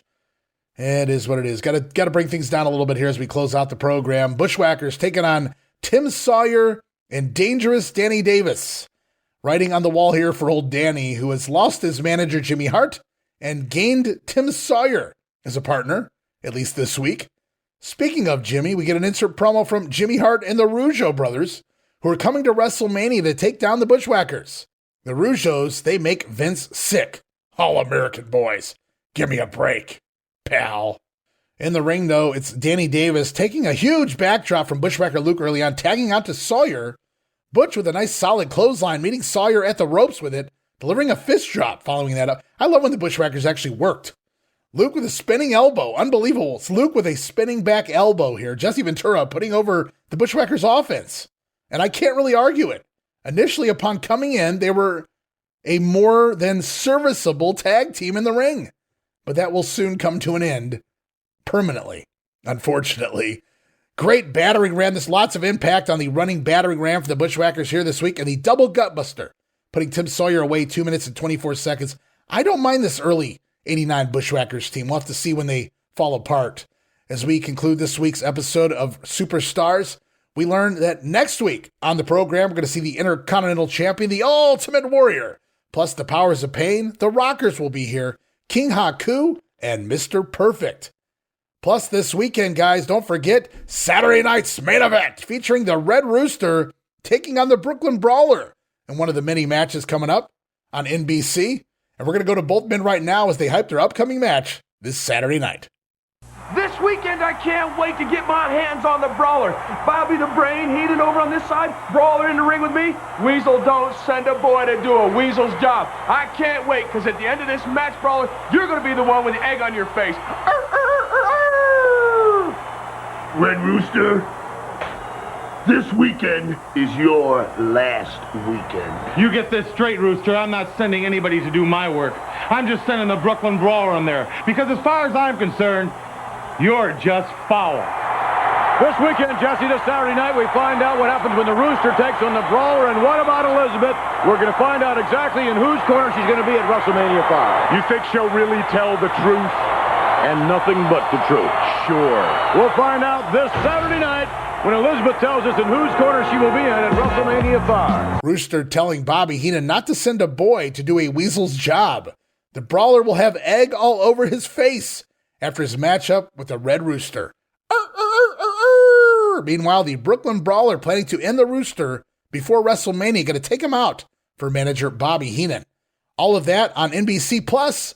We will find out what corner Miss Elizabeth will be in at WrestleMania 5. Wow. Can't wait to hear from the horse's mouth, sorry Liz, so to speak. Miss Elizabeth going to announce whose corner she will be in at the pay-per-view. 14 matches at WrestleMania now announced, plus the return of Roddy Piper, Piper's Pit. And they spend a brief time putting over Roddy Piper, Brother Love, Morton Downey Jr. with quick promos, from the latter two anyway, and a recent altercation on the Primetime Wrestling show, the special, the face-to-face, when the Ultimate Warrior trounced the debate area as he came out to supposedly have a verbal joust with Rick Rude. But outside of that, they're selling this entire pay-per-view on one match. The main event, Hulk and Macho Man. Plenty of time allotted here for the Hulkster and Randy Savage, dude. We'll see if it pays off at that buy rate. I've kind of alluded that it does, but we'll have to wait and see just how well they do with the big pay-per-view. Hogan and Savage on top, rightfully so, and everything else, it's just there. As we continue on to the March 12th edition of WWF Wrestling Challenge, tape back February 16th, Hershey Park Arena, Hershey, Pennsylvania. Bobby Heenan, Gorilla Monsoon still here. So we get to the ring for singles action. Tito Santana, Arriba, taking on Dangerous Danny Davis. We get an insert promo here from the Brainbusters, who invite Tito to enjoy this match because at WrestleMania, it's tag team wrestling. And that's the name of the game for the Brainbusters. Bobby Heenan even vowing here in the promo that Rick Rude will be the Intercontinental Champion, but his Brainbusters will be going after the tag team titles. They'll be the tag team champions before 89 ends. And it all starts here when they take on the former tag team champion Strikeforce at WrestleMania. Meanwhile, in ring action here on TV, it's Santana still solo, even though Strikeforce will reunite in 3 weeks' time. Danny Davis getting cute early on and paying for it. Gorilla with a nod to Pedro Morales here, as he says Tito Santana is always ready for any kind of action. Gorilla also acknowledging that Jimmy Hart dumped Danny Davis, who isn't faring too well as of late, including here in this matchup. Bobby Heenan pointing out that Tito Santana's trunks sporting a sombrero and a lightning bolt, which Bobby says is actually a roadmap for the quickest way back across the border. Oh my goodness, Brain.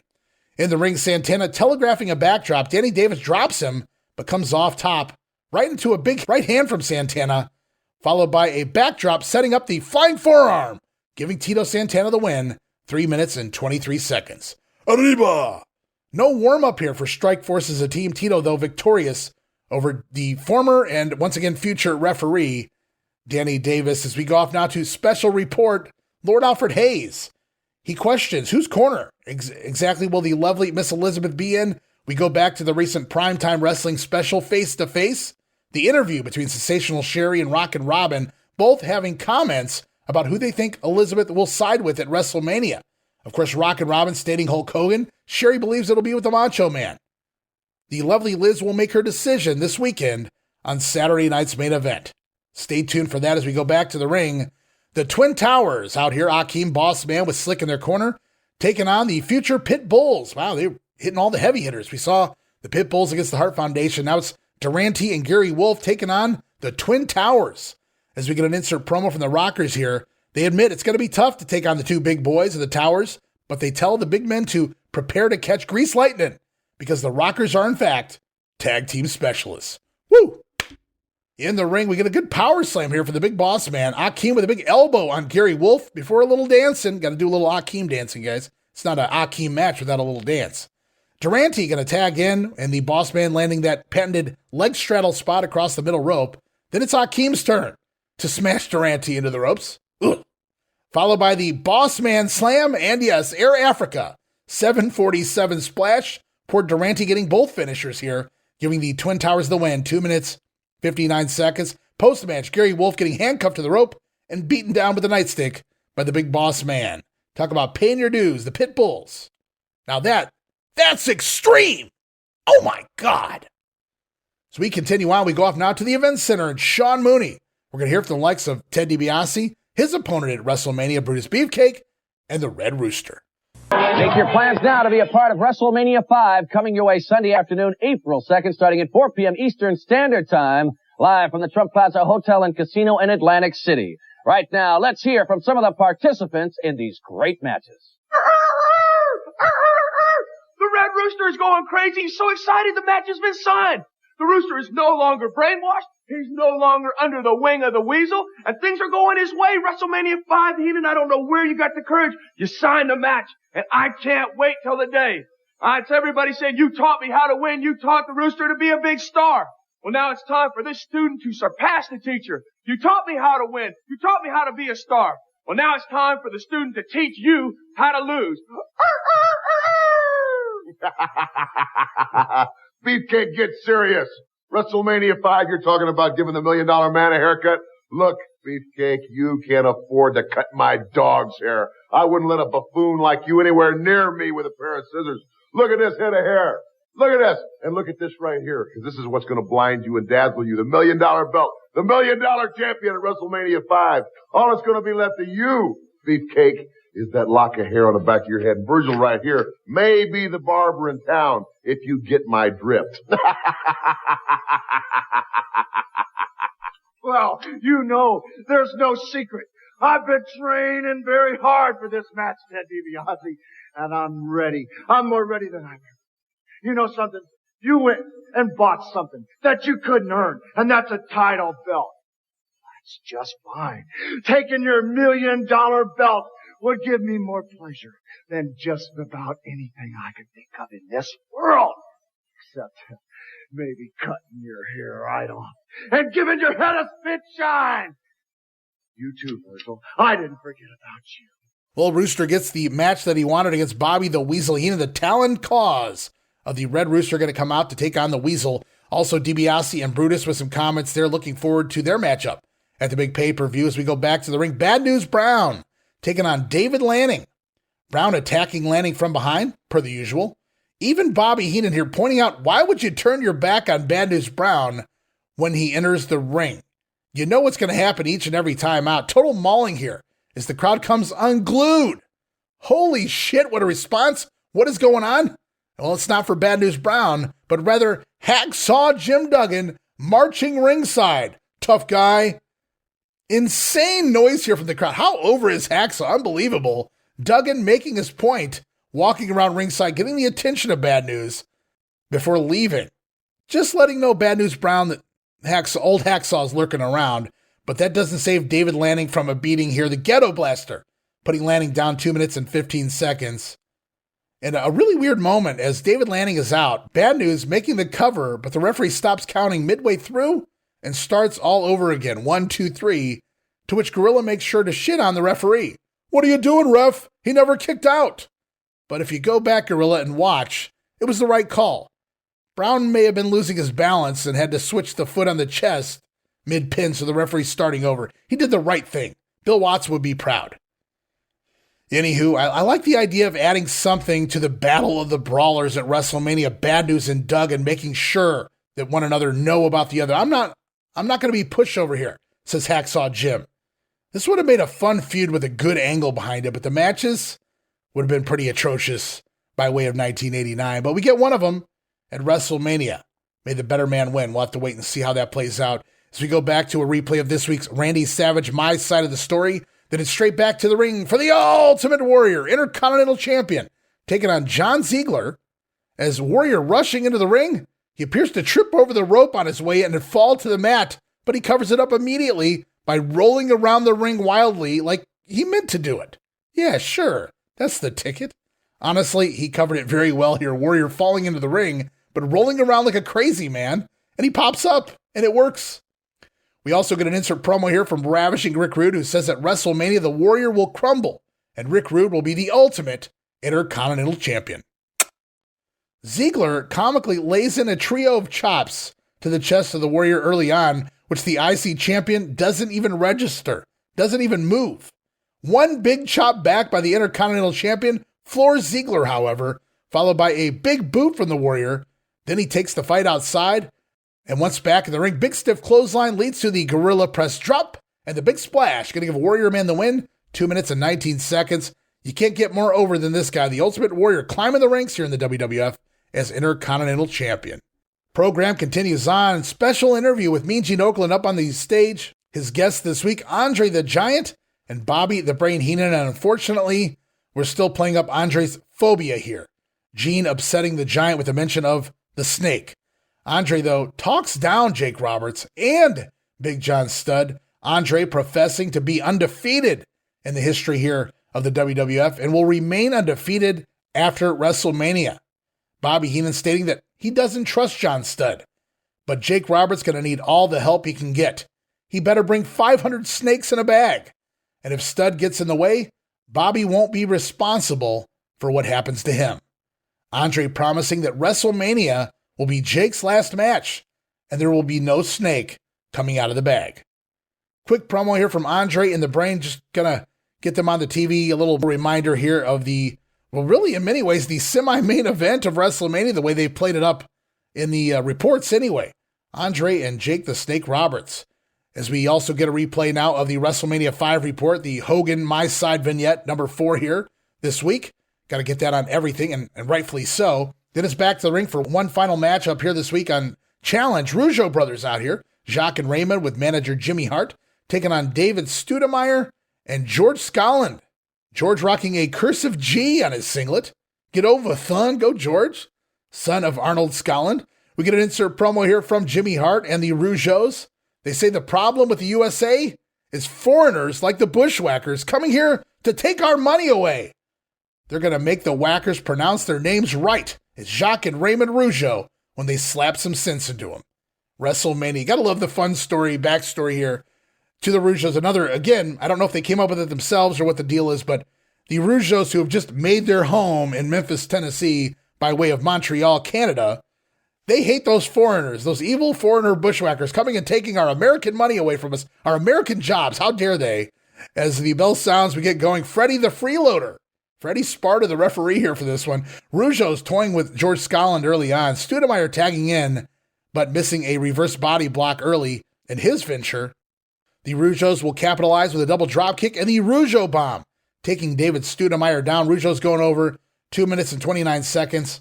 Looking good heading into the Bushwhacker match at the pay-per-view.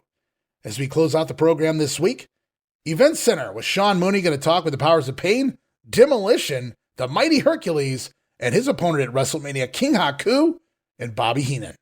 And welcome back. It's WrestleMania 5, Sunday afternoon, April 2nd, live from Trump Plaza Hotel and Casino in Atlantic City. It all starts at 4 p.m. Eastern Standard Time. The mighty Hercules, he will face King Haku, also the Tag Team Championship on the line. Let's hear about both these matches, starting out with the Powers of Pain and Mr. Fuji. Demolition, you will pay your dues in WrestleMania 5. You will pay and suffer because you have no respect for the master. That's the reason why the master got rid of you and got these two big men, the Powers of Pain. Reason why they listen. They show disrespect to the master. When the master speaks, they jump. And they will get the belt for the master. Banzai! Who's this news? It's WrestleMania 5!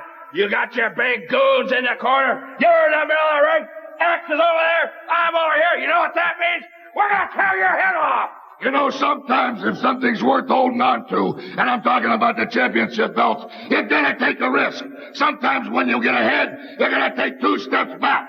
That's exactly what we're talking about, Foods. We want you. We had to put the bait up. The gold's the bait. The trap is a ring. Trump Plaza, Atlantic City, is gonna be your downfall, you fat rat. Hercules, kaya ahoy ni gina fahay ho to pawa. Kaya ahoy ni fahay ho to toa. WrestleMania Hononima. Hercules, you've been telling everybody about your mighty power. But Bobby Heenan had made my mission for the WrestleMania 5 is to destroy you. I mean, destroy you. WrestleMania 5 is getting closer and closer. Look at me, King Haku. I'm bigger, stronger, more powerful than I've ever been before. And if it takes till the sun doesn't shine no more, if it takes till I find the path to the rainbow's end, I make this promise. Bobby Heenan, I've never forgotten. And King Haku, you're a broken, defeated man. All right, as we wrap up Wrestling Challenge, we learn next week on the program, Tag Team Champions Axe and Smash Demolition will be here in the ring. Perhaps the future Intercontinental Champion, Ravishing Rick Rude, will be here, along with Jake the Snake Roberts, Canada's Strongest Man, Dino Bravo, and Luke and Butch, the Bushwhackers, all part of next week's Wrestling Challenge, but part of this weekend's Saturday night's main event. It's a battle of the tag team specialists, so to speak. The Rockers will be battling the Brainbusters. You get to show your abilities this weekend, Rockers. National television. We're going to see what you're made of. This weekend we show you why speed and flash is not quite enough to beat a superior team. The Brainbusters are the finest there is, and we'll show you this weekend. Oh, I tell you what, this weekend, Brainbusters, there's not going to be any speed, there's not going to be any flash. The Rockers are taking you to the school of hard knocks. That's right, you showed everybody that dirty, nasty, and rough is the way you're going to be. But anybody knows the Rockers knows that dirty, nasty, and rough is the way we like it, boys. Woo! Well, there it is, national TV, NBC. Brainbusters going to show that they are, in fact, the finest tag team in all the land. No finesse this weekend by the Rockers, though. They say it's going to be nasty and rough, just the way they like it. Woo! Little subliminal there. The Rockers and Brainbusters on NBC. Unbelievable. Looking forward to calling that one, guys. And you guys can check that out right now. In fact, we called it at length, the entire show videocast of the big ones. March the 11th, Saturday night's main event, now up part of the big ones at patreon.com/WrestleCopia, part of that ultimate tier. Guest John Paz joining me to call all of the event there of SNME. You're going to check it out. Hogan and Bad News Brown, the Rockers and the Brainbusters, Red Rooster even in there against Brooklyn Brawler, Elizabeth in her mega decision, DiBiase in the Blue Blazer. Good stuff there. It's part of Saturday night's main event. But right now, we've got one more piece of business before we close up shop this week, heading off to the March 13th edition of Primetime Wrestling, hosted again by Bobby and Gorilla Monsoon. We go into the intro right now, Heenan ready for WrestleMania as a manager and a wrestler. Hello, everyone, and welcome once again to Primetime Wrestling. I'm Gorilla Monsoon, joined by the host, Bobby the Brain Heenan. Are you ready for WrestleMania? You're about running out of time, Brain. I'm not running out of time. You're not, huh? You're not in shape yet, I know that. Better shape than I was a week ago. Well, that's debatable, I'm sure. No, it's not debatable. Shirt's a little tight. I see I'm working out with a special friend of mine. Not going to divulge who that is. I'm getting ready for WrestleMania 5. I'm going to be able to manage. I'm going to be sitting in the corner of my men, and I'm also going to be taking care of the Red Rooster. I have nothing to worry about. Boy, you're in a whole lot of trouble. I got news for you. The entire wrestling world is literally buzzing over what's going on April 2nd at Trump Plaza in Atlantic City, the biggest wrestling card ever in the history of professional wrestling.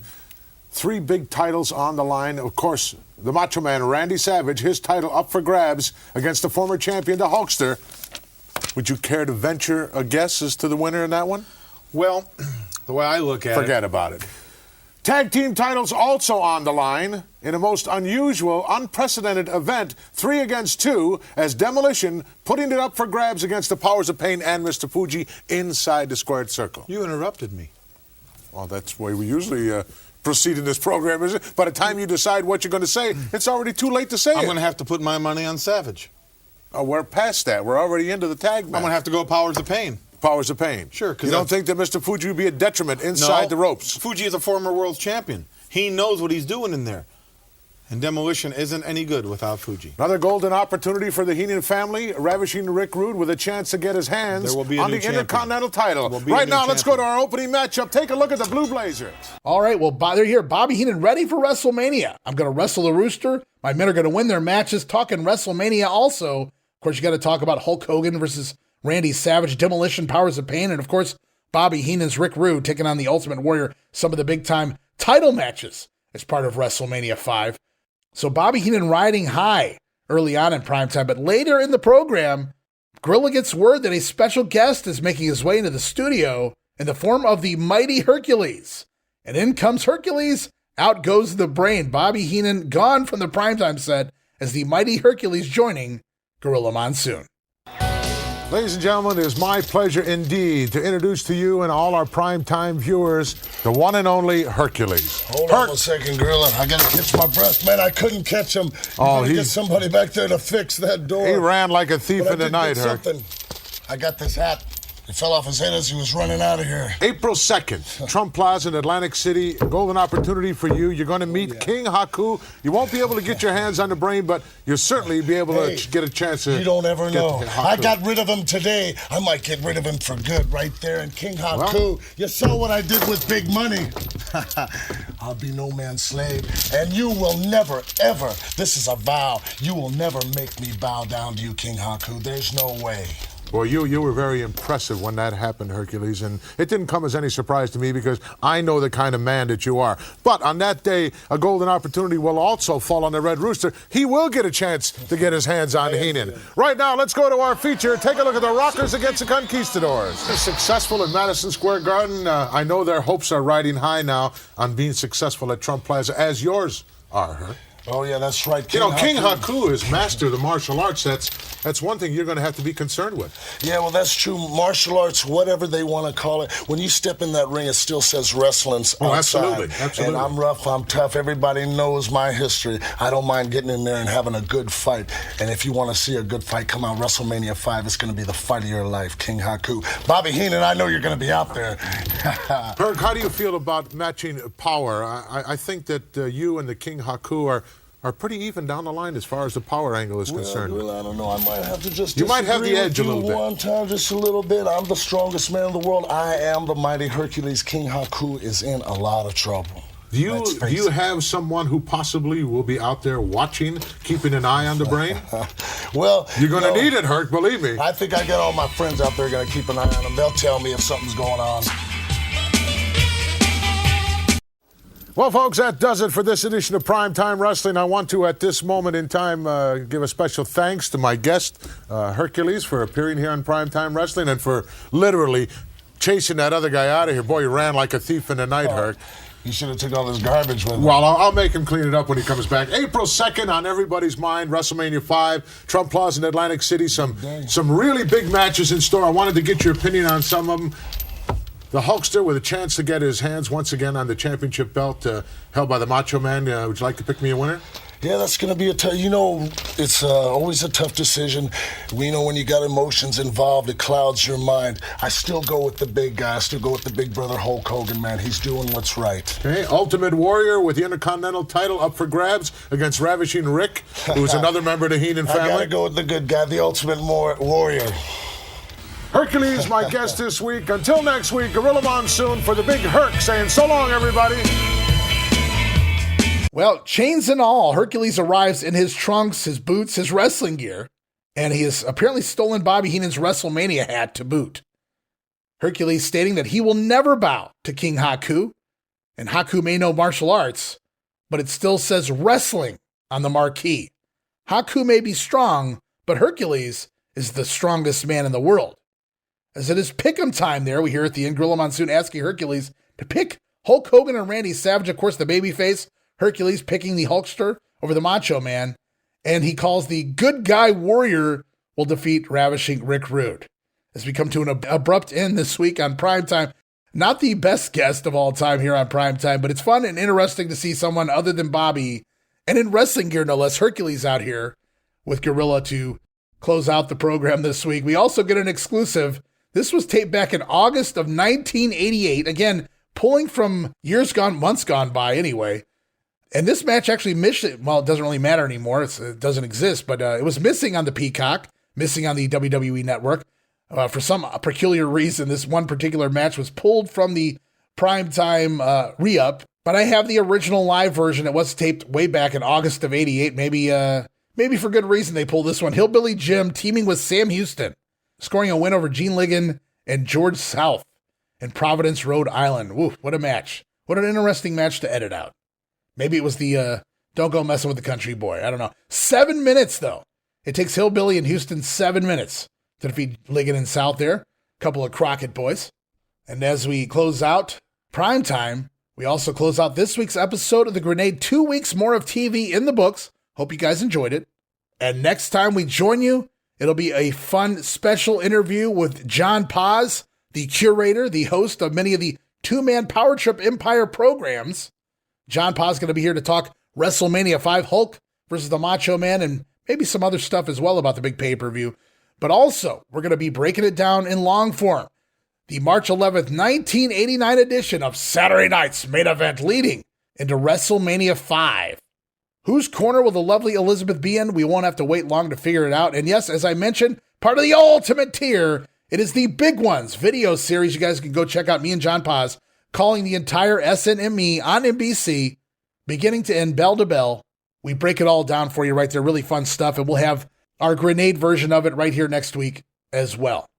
But you're talking Hulk Hogan and Bad News Brown, the Rockers and the Brainbusters, Brutus Beefcake battling ravishing Rick Rude, Ted DiBiase going up against the Blue Blazer. It's the Red Rooster and the Brooklyn Brawler. And again, Miss Elizabeth going to be announcing whose corner she will be in. And no doubt we'll be hearing from both the Macho Man and the Hulkster as well. All of that and so much more next time right here on The Grenade. I want to thank you guys for your patience as we get everything back going again here, coming out of my year-end fiascos, both health issues and family life drama we've been dealing with.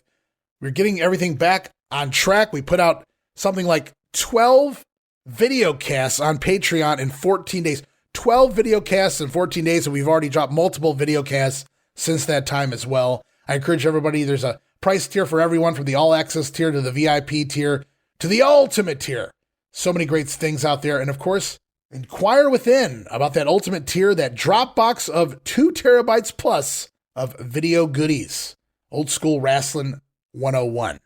But with all of that said and out of the way, we'll be back next time. Saturday Night's Main Event right around the corner. Stay tuned for that and so much more as we head into WrestleMania. Going to have some other guests talking WrestleMania in the upcoming weeks, so you'll want to be here for that as well. But until then, this is Ray Russell saying from pillar to post and coast to coast. You pull the pin, I'll pick up the pieces right here on the Wrestling Memory Grenade. I'll see you next week. Don't miss it. Be there!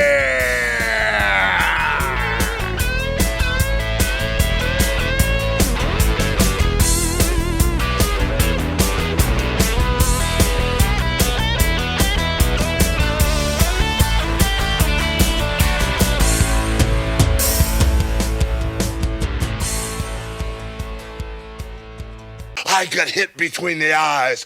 I realized what you're really all about, how the cancer can never be cured. And with the new surge of energy, man, with all the hopes, all the dreams of all my little Hulkamaniacs back on my shoulders, it's gonna carry me right into WrestleMania 5, Macho Man. When I step into the ring in WrestleMania 5, you're gonna realize that Hulkamania can never die. You're gonna realize that the Hulkster rules, brother, and all the dreams of being the champion again, all the dreams of all my little Hulksters being back on top is gonna turn not into a nightmare, but into a stark, living reality, Macho Man. And what you gonna do when the largest arms in the world and Hulkamania destroy you?